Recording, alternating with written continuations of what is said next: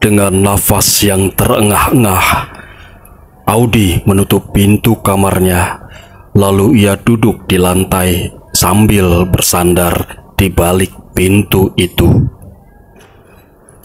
Audi mulai mengatur nafasnya yang mulai menyesakkan dada. Wajahnya pucat pasi. Lalu ia memejamkan matanya. Wanita itu mirip seperti yang ada di dalam mimpiku tadi malam, pikir Audi dalam hati. Tubuh Audi masih saja gemetaran. Bulu di sekujur tubuhnya merinding tidak karuan. Apa yang terjadi pada diriku belakangan ini? Kenapa aku selalu dibayangi oleh wanita tua itu? Apa ada yang salah denganku sekarang? Tanya Audi dalam hatinya. Pintu kamar Audi diketuk seseorang. Audi lalu mengintip dari lubang pintu pelan-pelan untuk melihat siapakah yang berada di depan kamarnya. Audi lalu tersenyum lega ketika ia mengetahui yang mengetuk pintunya itu adalah Julie, teman dekatnya. Loh, muka lu kok pucat kayak orang ketakutan aja? Tanya Julie ketika Audi membuka pintu kamarnya. Nggak apa-apa kok. Malam ini lu nginep di sini kan, Jul? Kata Audi. Siap, bos. Gue kan sudah janji sama nyokap lu. Selama dia tugas di luar, gue yang akan nemenin lu di rumah selain Mbok Surti. Jelas Julie sambil tersenyum. Audi kembali tersenyum begitu mendengar perkataan Julie. Audi adalah anak sematawayang di keluarganya. Papa Audi seorang pilot yang sibuknya luar biasa.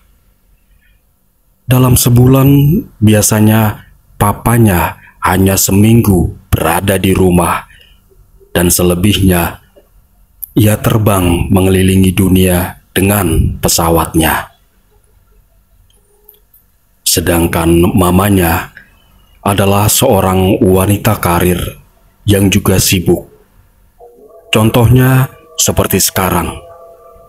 Mamanya harus pergi dan menginap di luar kota selama beberapa hari untuk mengurusi keperluan perusahaannya. Dan di saat-saat inilah hanya Julie, sahabat Audi dari SMU, dan Mbok Surti, wanita setengah baya yang sudah mengurusinya sejak ia kecil, yang setia menemani kesendirian Audi di rumah yang lumayan besar itu. Jam sudah menunjukkan pukul 11 malam. Audi membuka matanya perlahan-lahan. Lalu ia merapatkan tubuhnya di dekat Julie yang sudah terlelap tidur. Sepertinya saat ini Audi tidak bisa memejamkan matanya untuk beristirahat. Ia masih saja terbayang-bayang dengan wanita tua yang tadi ia temui. Ya, sore tadi sepulang dari kuliah, Audi langsung mengendarai mobilnya keluar kampus. Di tengah perjalanan, tepatnya di perempatan lampu merah, ia menghentikan mobilnya sejenak untuk menunggu lampu hijau menyala kembali. Tiba-tiba mata Audi tertuju pada sebuah mobil sedan hitam yang berada tepat di sampingnya. Kaca mobil itu tidak terlalu gelap. Tampak di dalamnya pemuda tampan yang mengendarai mobil tersebut. Ia sedang bernyanyi-nyanyi sambil mendengarkan radio di dalam mobilnya. Audi nampak tersenyum melihat kelakuan pemuda itu. Lalu tanpa sengaja ia menoleh ke arah belakang pemuda itu. Audi terperanjat kaget seketika ketika ia melihat ada sosok wanita tua berpakaian lusuh berwarna merah duduk di jok belakang mobil pemuda itu. Sepertinya pemuda yang menyetir itu tidak menyadari kalau ada makhluk lain yang menumpang di dalam mobilnya. Mata Audi masih tertuju ke arah sosok wanita tua yang menyeramkan itu. Dan apa yang terjadi? Tiba-tiba saja wanita tua itu menoleh ke arah Audi, lalu ia memelototkan matanya yang memerah sambil tersenyum sinis padanya. Seketika Audi tersentak kaget dibuatnya. Dan setelah melihat kejadian itu, nafas Audi mulai terengah-engah tidak karuan. Bunyi klakson mobil yang berada di belakang mobil Audi. Audi pun terkejut mendengarnya. Ia menarik nafas panjang. Lalu persekian detik, wanita tua itu menghilang dari jok belakang mobil pemuda itu. Seketika itu pula sekujur tubuh Audi lemas dibuatnya. Audi lalu mengendarai mobilnya lagi ketika lampu hijau menyala. Selama di perjalanan menuju rumahnya, Audi sangat ketakutan. Terlebih lagi, wanita tua yang tadi dilihatnya adalah wanita yang sama persis di dalam mimpinya 2 hari belakangan ini, yaitu wanita tua yang berbaju lusuh berwarna merah. Apakah ini hanya kebetulan saja, atau cuma hayalan aku yang terlalu tinggi? Ya Tuhan, kata Audi dalam hatinya. Keesokan harinya, ketika Audi dan Julie tiba di rumah setelah pulang dari kuliah, Audi terheran-heran melihat banyak orang yang berkumpul di halaman rumahnya. Audi mengerutkan keningnya dan tampak bingung. Ia pun turun dari mobil. "Ada apa, Mbok?" bisik Audi ketika Mbok Surti menghampirinya. "Ada orang dari Yayasan Panti Jompo mau bertemu dengan Non Audi," jawab Mbok Surti. Audi berjalan ke arah seorang laki-laki setengah baya yang tampak cemas. "Ada yang bisa saya bantu, Pak?" tanya Audi. "Maaf, Mbak. Saya datang ke sini sudah ada persetujuan dari Ibu Novi untuk memulangkan Ibu Sarinah ke rumah ini," jawab bapak itu. Memulangkan siapa? Tanya Audi sekali lagi yang tampak bingung. Ibu Sarinah yang dititipkan ke yayasan oleh Ibu Nopi beberapa tahun yang lalu. Sekali lagi, maaf ya Mbak, kami para pengurus di yayasan sudah tidak sanggup lagi untuk mengurus Ibu Sarinah saat ini. Jelas bapak-bapak itu lagi. Audi tersenyum.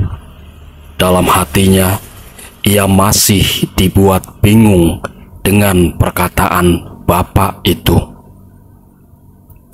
Selama hidupnya, Audi tidak kenal dengan Ibu Sarinah.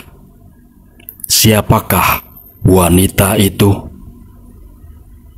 Setelah orang-orang dari yayasan pulang, Audi berusaha berkali-kali menghubungi mamanya untuk menanyakan siapakah Ibu Sarinah itu. Tetapi ponsel mama tetap saja tidak bisa dihubungi. Ibu Sarinah itu siapa sih, Mbok? Tanya Audi pada Mbok Surti. Itu Non, Ibu Sarinah itu adalah adik angkatnya Eyang Non Audi, jawab Mbok Surti. Adik angkat? Kok Eyang sama Mama tidak pernah menceritakan tentang keberadaan Ibu Sarinah? Kata Audi dalam hatinya. Terus Ibu Sarinah sekarang ada di mana? Tanya Audi. Non Audi, kalau panggil Ibu Sarinah itu dengan sebutan Mbak Sarinah toh, karena dia adalah nenek Non. Jelas Mbok Surti. Iya Mbok, sekarang Mbak Sarinah di mana? Tanya Audi sambil menganggukkan kepalanya. Ada di kamar belakang Non. Jelas Mbok Surti. Audi melangkahkan kakinya menuju kamar belakang bersama Juli. Audi mengetuk pintu kamar itu pelan-pelan, tetapi tidak ada jawaban sama sekali dari dalam. Masuk aja Non, Ibu Sarinah sudah tidak bisa mendengar, bisik Mbok Surti. Audi dan Juli saling berpandangan. Audi membuka pintu kamar itu perlahan-lahan. Mereka berdua melihat seorang wanita tua yang sedang berbaring di ranjang. Audi tersenyum, lalu ia mendekati Mbah Sarinah. Tetapi sesaat kemudian betapa terkejutnya Audi begitu melihat wajah Mbah Sarinah terlihat sama persis dengan wanita yang kemarin berada di dalam mobil itu dan yang muncul di dalam impiannya. Wajah Audi mendadak menjadi pucat pasi, tubuhnya gemetar, nafasnya pun terengah-engah kembali. Kayaknya semalam gue lihat orang persis deh kayak Mbah Sarinah ada di depan rumah lo, bisik Juli yang tidak kalah sama terkejutnya. Masa? Tanya Audi sambil menatap Juli. Iya, semalam waktu gue buka gerbang, ada nenek-nenek di depan pagar lagi melihat-lihat rumah lo.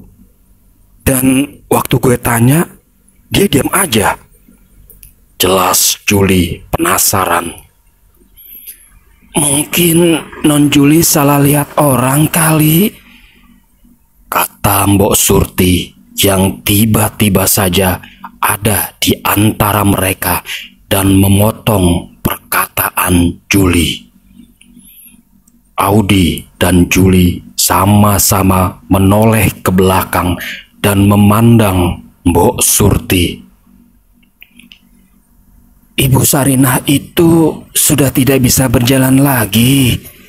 Keadaannya seperti ini. Setiap hari selalu berada di atas ranjang. Ibu Sarinah juga sudah tidak bisa berbicara dan mendengar lagi. Dia hanya bisa mengisyaratkan matanya bila memerlukan sesuatu. Ibu Sarinah sudah lumpuh karena tua dimakan usianya. Jelas, Mbok Surti. Aneh. Gua nggak salah lihat, Di. Wajahnya sangat persis seperti Mbak Sarinah. Bisik Juli yang nampak bingung. Audi terdiam. Dalam hatinya ia berpikir, mana mungkin wanita tua itu adalah Mbak Sarinah yang selama ini selalu membayangi mimpiku. Dan mengapa Juli juga pernah melihat orang yang sama persis dengan Mbak Sarinah? Di, gue kok tiba-tiba jadi merinding gini ya? Gue keluar aja deh. Bisik Juli lagi sambil buru-buru keluar dari kamar meninggalkan Audi.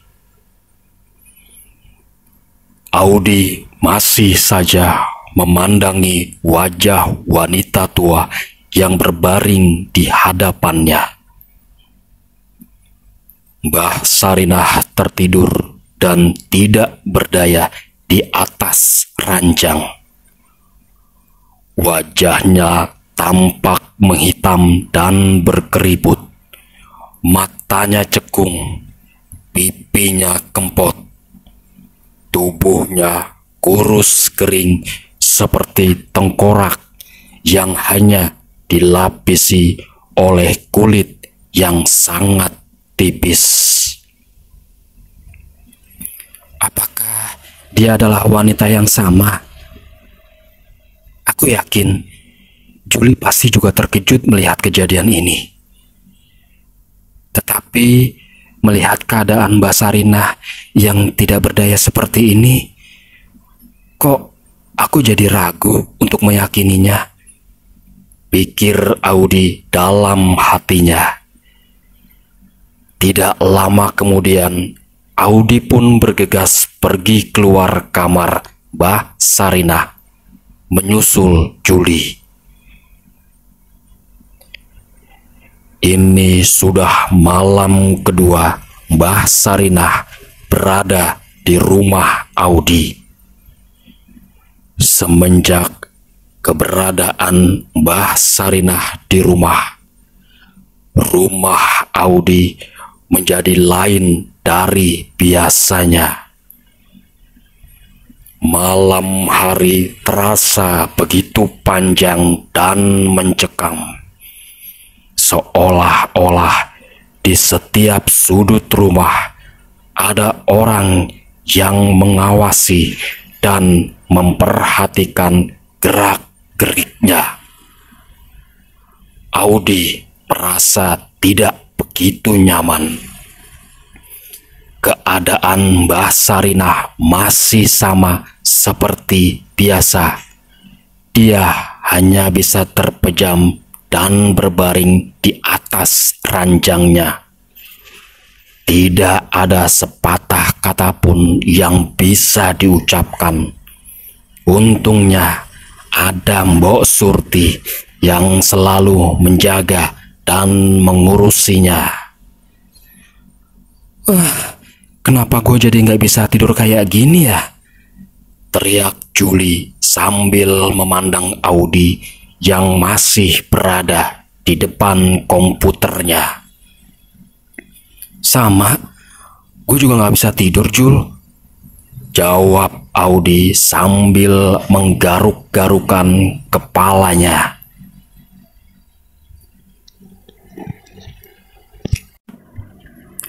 turun ke bawah yuk. Kita minum susu.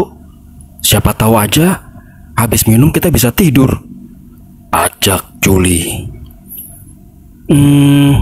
Jam 12:30 malam, kata Audi dalam hatinya sambil melihat jam di dinding. Yudi, kita turun, ajak Juli lagi. Audi menganggukkan kepalanya. Tidak lama kemudian mereka berdua keluar kamar dan menuruni anak tangga berjalan menuju dapur belakang. Jul, bisik Audi sambil memegang lengan Juli di kegelapan rumahnya. Ada apa? Jawab Juli sambil menghentikan langkahnya. Lu dengar sesuatu nggak? Bisik Audi. Juli dan Audi terdiam sejenak. Mereka pun saling berpandangan. Iya, gue dengar seperti ada suara gentingan gamelan yang suaranya terdengar sangat jauh, kata Juli. Suara itu berasal dari mana ya? Tanya Audi. Sepertinya dari kamar belakang, Di. Jawab Juli. Kamar Mbak Sarinah, kata Audi. Iya, sepertinya dari sana, bisik Juli gugup. Audi dan Juli pelan-pelan melangkahkan kakinya menuju kamar Mbah Sarinah. Makin dekat suara itu, semakin jelas terdengar suara gendingan gamelan. Iya, suara itu benar-benar berasal dari kamar Mbak Sarinah, kata Juli. Siapa yang menyetel kaset atau CD di tengah malam kayak gini, Jul? Seingat gue, di dalam kamar itu tidak ada tape, dan gak mungkin juga Mbak Sarinah bisa mendengarkan suara itu, bisik Audi. Audi dan Juli semakin mendekati kamar Mbah Sarinah. Dengan rasa penasaran, Juli membuka pintu kamar itu perlahan-lahan. Lalu mereka mengintipnya. Dan apa yang terjadi? Tubuh mereka berdua langsung gemetaran begitu mereka melihat Mbah Sarinah sedang menari dengan lemah gemulai, diiringi oleh suara gendingan gamelan yang entah berasal dari mana. Mbah Sarinah memakai kebaya berwarna merah yang sangat bagus. Sambil memegang selendang, Mbah Sarinah melenggak-lenggokkan tubuhnya mengikuti alunan suara itu. Wajahnya sangat berbeda. Ia tampak lebih muda dan sangat cantik. Kulit wajahnya sangat mulus bersinar dan tidak berkeriput. Rambutnya hitam lebat dan tergerai indah memanjang hingga sepinggang. Bisik Juli sambil menggenggam tangan Audi yang begitu dingin. Apa yang lu lihat sekarang sama dengan apa yang gue lihat kan, Jul? Bisik Audi dengan suaranya yang gemetar. Iya, itu Mbak Sarinah. Jelas Juli. Audi dan Juli saling bertatapan di depan pintu kamar. Lalu mereka berdua mengintip lagi. Lama-kelamaan suara gendingan itu terdengar semakin jauh, lalu menghilang. Seiring dengan itu, keadaan Mbah Sarinah pun mulai berubah seperti semula. Tubuh mereka berdua semakin tidak karuan rasanya. Audi dan Juli berlari melalui tangga menuju kamar. Begitu tiba di atas kamar, mereka berdua pun sangat terkejut melihat keberadaan Mbah Sarinah yang sudah berada di depan kamar Audi. Ia berdiri, tubuhnya membungkuk, kurus kering, wajahnya berkeriput, kepalanya tampak membotak dengan rambutnya yang memerah dan tergerai sepinggang. Ia memelototkan matanya menatap mereka berdua. Audi dan Juli pun berteriak dan langsung berlari menuruni anak tangga. Juli meraih kunci mobil yang tergeletak di meja makan, lalu mereka berdua lari terbirit-birit keluar rumah. "Cepat buka pagarnya, Dik!" teriak Juli sambil menyalakan mesin mobil. Audi pun cepat-cepat membuka pintu pagar rumahnya. Lalu ia berlari menghampiri mobil yang dikendarai oleh Juli. "Cepat masuk, Dik!" teriak Juli. Tidak lama kemudian, sedan berwarna putih itu pun melaju dengan kencang dari halaman rumah Audi di tengah malam. "Ya Tuhan!" teriak Audi. Ia tidak percaya dengan apa yang dilihatnya tadi. "Tuh kan, gue udah tebak kalau ada yang gak beres sama mbah lo itu, Di," kata Juli lantang. "Ya Tuhan!"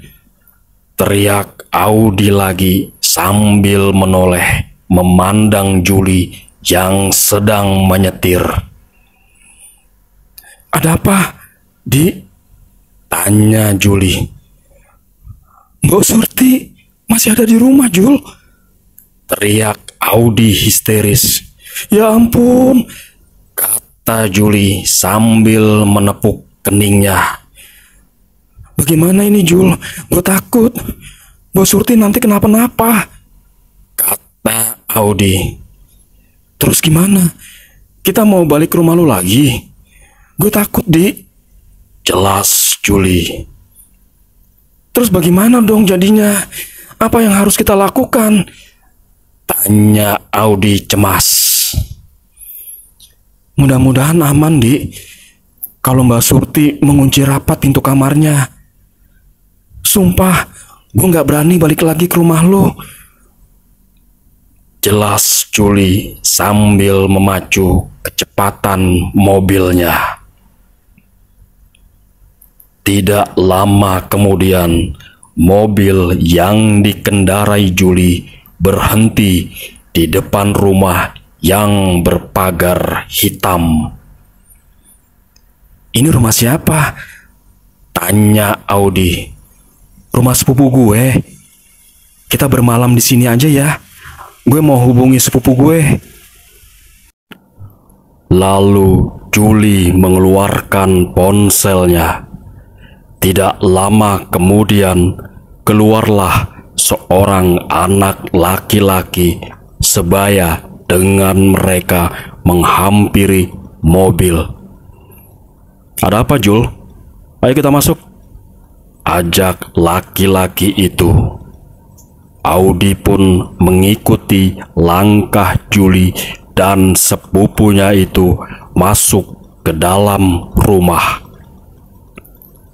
"Kenalkan Indre, teman dekat gue," kata Juli sambil menoleh ke arah Audi. Lalu Andre dan Audi berjabat tangan. Andre membuatkan teh hangat untuk Juli dan Audi yang sedang beristirahat di atas sofa. Lalu Juli pun mulai menceritakan kejadian yang ia alami berdua dengan Audi malam ini kepada Andre. Begitu pula dengan Audi, ia pun menceritakan apa yang ia alami beberapa hari belakangan ini, termasuk kejadian sewaktu berada di lampu merah 4 hari yang lalu. "Apa? Lu juga pernah melihat Mbak Sarina sebelumnya, Di?" tanya Juli tidak percaya. "Iya," jawab Audi sambil menganggukkan kepalanya. "Wah, parah. Bagaimana ini?" teriak Juli. "Kita harus menyelamatkan Mbok Surti, Jul," jelas Audi yang sangat mencemaskan pengasuhnya itu. "Iya, besok kita ke sana," jawab Juli. "Aneh, ponsel Mama kok sampai sekarang belum juga bisa dihubungi ya?" kata Audi sambil menatap Juli dan Andre. Bagaimana kalau besok kita pergi aja ke yayasan yang pernah ditinggalin oleh Mbak Sarina dulu?" kata Andre. "Ke yayasan panti jompo itu maksud lo?" tanya Audi. "Iya, kita cari tahu tentang keberadaan Mbah Sarina selama ia tinggal di sana." "Lu berdua tidak penasaran apa? Kenapa tiba-tiba saja para pengurus yayasan memulangkan Mbah Sarina? Apalagi dengan alasan tidak sanggup lagi mengurusinya. Pasti ada hal lain yang disembunyikan oleh mereka. Gue yakin pasti ini berkaitan dengan Mbak Sarina yang tidak baik," jelas Andre. "Bener juga tuh, Andre. Kita harus ke sana," kata Juli.